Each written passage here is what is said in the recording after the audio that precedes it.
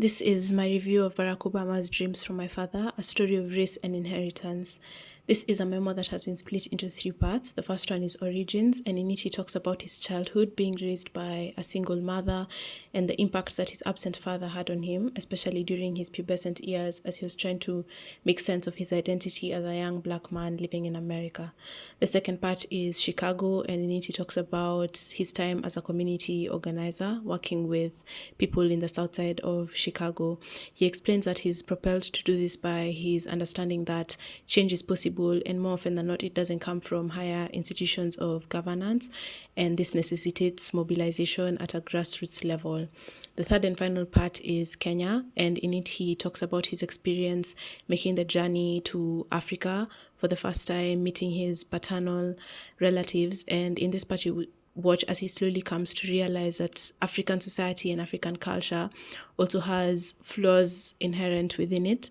that exist outside the rose-tinted perspective that most Black people in the diaspora have. It became very clear to me reading this that a lot of his motivations and actions, at least as he talked about them in the book, are founded on different dreams. Some include the dream that his father had leaving Kenya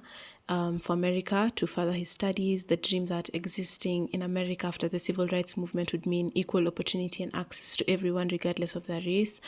the dream that his work as a community organizer would yield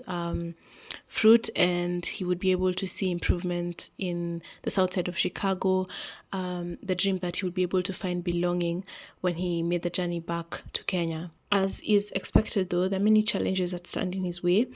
whether these be personal in relation to his identity, belonging, and family life, or structural and systemic in his work in community organization and mobilization. However, we are able to watch him as he works through each and every one of these obstacles, coming out on the other side, either having achieved a goal that he set for himself, thus making the lives of the people around him better,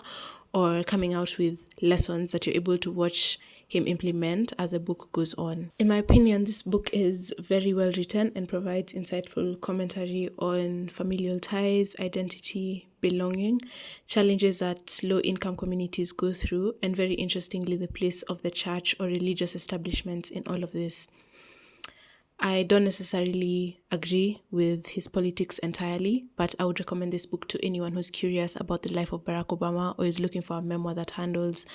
said topics effectively. I really enjoyed reading this and I learned a lot from it. And yeah, I think it's a 5-star read for me.